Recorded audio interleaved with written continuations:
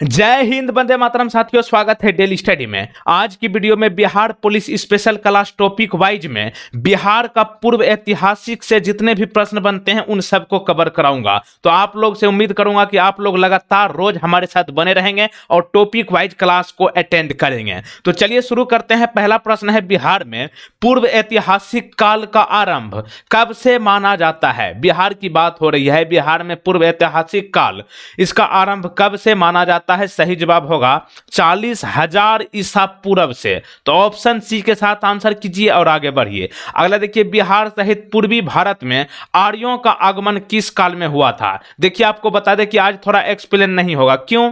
क्योंकि जितना भी एक्सप्लेन होने का है उसको हम क्वेश्चन में ही कन्वर्ट कर दिए हैं। जितना भी एक्सप्लेन करना था ना, वो सबको हम क्वेश्चन ही बना दिए हैं। तो एक्सप्लेन क्या करेंगे, क्वेश्चन ही बना दिए हैं। बिहार सहित पूर्वी भारत में आर्यों का आगमन किस काल में हुआ था? यहां पे आप देखिए कौन सा काल में जो है बिहार सहित पूर्वी भारत में आर्यों का आगमन हुआ था, आर्यों का। तो यह होगा आपका उत्तर वैदिक काल में। ऑप्शन सी यहां पे सही जवाब है। और यहां पे आपसे पूछ लेगा कि कब, लगभग 800 ईसा पूर्व में जो है ये हुआ था आपका आर्यों का आगमन बिहार में। ठीक, अगला देखिएगा, बिहार में आदि मानव के निवास के आरंभिक साक्ष्य कहां से प्राप्त हुए हैं? आदि मानव के निवास के आरंभिक साक्ष्य यानी कि प्रूव, ये कहां से मिला है? मुंगेर एवं नालंदा से। तो यहां पे ऑप्शन बी को आंसर कीजिए, मुंगेर एवं नालंदा। अगला देखिएगा, बिहार में आदि मानव के उपस्थिति के आरंभिक साक्ष्य किस युग के है? ठीक ना, वो तो अभी जिला पूछा मुंगेर और नालंदा। अब यह है कि बिहार में आदि मानव के उपस्थिति के आरंभिक साक्ष्य किस युग के है? युग को इंग्लिश में क्या कहते हैं? एरा। तो यह होगा पूर्व प्रस्तर युग, ऑप्शन नंबर ए। अगला देखिए, बिहार में मध्यवर्ती प्रस्तर युग के साक्ष्य कहां से मिले हैं? मध्यवर्ती प्रस्तर युग, देखिए इससे प्रश्न आप बाहर बनवे नहीं करेगा।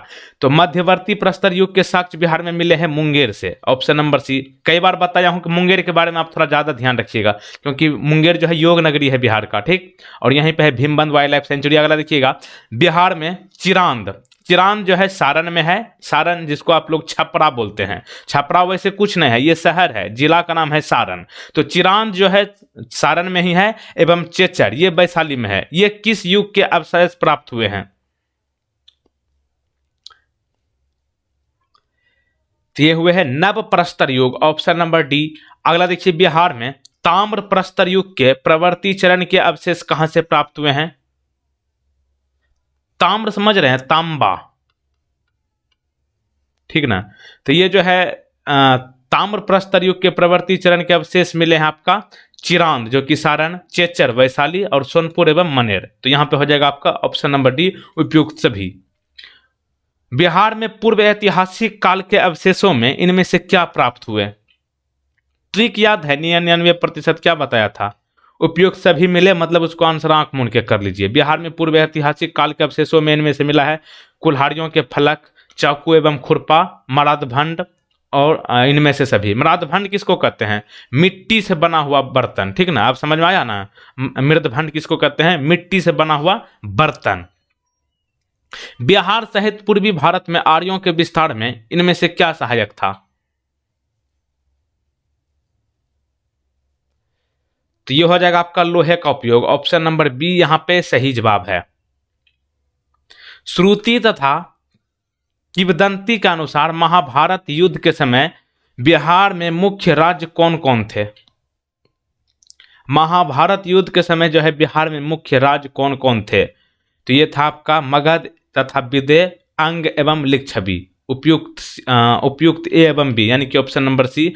और ये किसके अनुसार? श्रुति एवं किंवदंती के अनुसार महाभारत के समय की बात हो रही थी। अगला देखिए, वेद के किस ग्रंथ में बिहार के विदेह राज्य में आर्यों के आगमन तथा निवास का साक्ष्य विवरण मिलता है?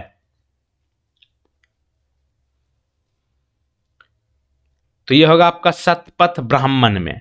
तो ऑप्शन ए यहां पे सही जवाब होगा।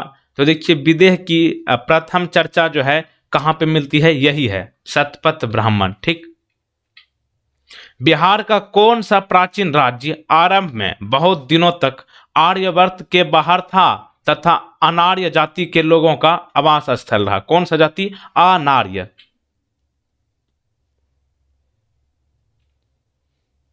तो यह होगा आपका मगध, ऑप्शन नंबर सी। अगला देखिए, बिहार में उपनिषद काल में ब्राह्मण धर्म तथा ज्ञान का महान केंद्र कहाँ था? उपनिषद के समय में जो है ब्राह्मण धर्म और ज्ञान का महान केंद्र था विदेह, ऑप्शन नंबर सी। और विदेह के राजा जनक प्रसिद्ध दार्शनिक थे और यह राज्य व्याकरण, साहित्य तथा दर्शन शास्त्र का महत्वपूर्ण केंद्र था। अथर्ववेद में व्रातय शब्द का प्रयोग किस राज्य के लोगों के लिए किया गया है? अथर्ववेद में जो है व्रातय शब्द का प्रयोग किया गया है, ये किया गया है मगध के लोगों के लिए, ऑप्शन नंबर बी। अथर्ववेद के एक सूक्त में पहली बार मगध का वर्णन मिलता है। बिहार का कौन सा राज्य उत्तर वैदिक काल का एक महत्वपूर्ण राज्य था? तो ये होगा आपका विदेह, ऑप्शन नंबर डी। आगे बढ़ने से पहले यहाँ पे बता दूं कि आप लोग फटाफट वीडियो को लाइक कर लीजिए और जो लोग पहली बार चैनल पर आए हैं चैनल को तुरंत सब्सक्राइब कीजिए और उसके बाद इस बेल आइकन को क्लिक करके ध्यान रखिएगा, ये ऑल नोटिफिकेशन को क्लिक करके रखिएगा। बिहार के भौगोलिक क्षेत्र की चर्चा सर्वप्रथम किस साहित्यिक रचना से मिलती है?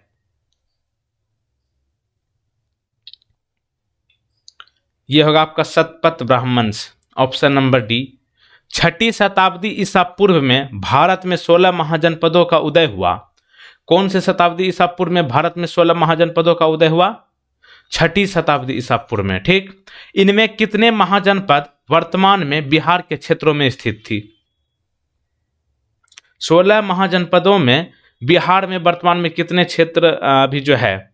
यह होगा आपका 3, ऑप्शन नंबर बी। कौन कौन? अंग, वज्जी और मगध। और इनके साथ साथ 16 महाजनपदों के बारे में जानकारी कौन से ग्रंथ से मिलती है? बौद्ध ग्रंथ के अंगुत्तर निकाय से मिलती है, ठीक। इनमें से कौन सा महाजनपद वर्तमान बिहार के क्षेत्र में स्थित नहीं था? यह होगा वत्स, ऑप्शन नंबर सी। अंग, वज्जी, मगध ये सभी जो है वर्तमान में बिहार में ही है। वत्स महाजनपद की बात करती है उत्तर प्रदेश में है। बिहार के किन क्षेत्रों में अंग महाजनपद स्थित था? अंग प्रदेश किसको कहते हैं बिहार में? भागलपुर एवं मुंगेर, ऑप्शन नंबर सी। ये दोनों जो है ना एक तरह से जुड़वा शहर ही होगी, मतलब नजदीक है दोनों का, मतलब 55 से 50 किलोमीटर के दूर पर स्थित है। दोनों के दोनों प्रमंडल है और मुंगेर को योग नगरी, भागलपुर को सिल्क सिटी कहा जाता है। दोनों शहर जो है गंगा नदी के किनारे है। अंग महाजनपद की राजधानी क्या थी? ये होगा चंपा, ठीक ना। चंपा एक नाला है, चंपा नदी भी है। कहां पर? मुंगेर और भागलपुर के एक तरह से ये बॉर्डर हो गया, ठीक ना, मतलब दोनों जिला का जो है जिला सीमा पर ये जो है चंपा है और यहाँ पर जो है राजधानी थी अंग महाजनपद की, इसलिए कहा जाता है अंग प्रदेश मुंगेर और भागलपुर को। बिहार के पटना तथा गया का जिला किस महाजनपद में सम्मिलित था? पटना और गया जिला किस महाजनपद में सम्मिलित था? यह होगा Magadh, option number B. Magadh Mahajanapada की राजधानी कहाँ थी? लगता है कि एक्सप्लेन करना चाहिए, देखिए क्वेश्चन है उससे रिलेटेड बना दिए हम। मगध महाजनपद की राजधानी की बात करें तो यह होगा राजगीर, और राजगीर को पहले गिरिव्रज कहा जाता था, तो ऑप्शन ए। मगध तथा अंग महाजनपद को कौन सी नदी अलग करती थी?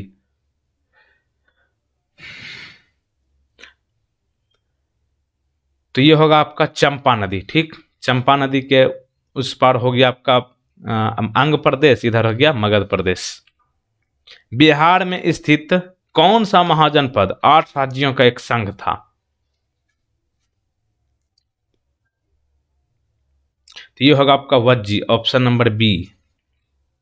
वज्जी संघ की राजधानी कहां थी? देखिए उसके संबंधित अगला प्रश्न उससे रिलेट करके ही बनाया गया है। वज्जी संघ की राजधानी की बात करें, ये होगा वैशाली। वैशाली को जिसको आप लोग हाजीपुर कहते हैं, हाजीपुर शहर है, वैशाली का जिला मुख्यालय है हाजीपुर। हाजीपुर वैसे केला के लिए काफी फेमस है। अगला देखिए, बिहार के भागों में स्थित कौन सा महाजनपद में गणतंत्र था? तो यह होगा आपका वज्जी, ऑप्शन नंबर बी। ईसा पूर्व 6वीं सदी में विश्व की प्रथम गणतंत्रात्मक व्यवस्था कहाँ थी? 6वीं सदी ईसा पूर्व में विश्व की प्रथम गणतंत्रात्मक व्यवस्था थी Vaishali, option number A. Magadh की प्रथम राजधानी कौन सी थी? मगध की प्रथम राजधानी की बात करें तो यह होगा आपका गिरिव्रज यानी कि राजगीर, ऑप्शन नंबर सी। प्राचीन भारत के 16 महाजनपदों में इनमें से एक कौन था?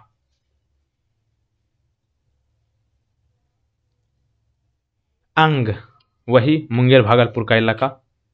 विश्व का पहला गणतंत्र वैशाली में किसके द्वारा स्थापित किया गया?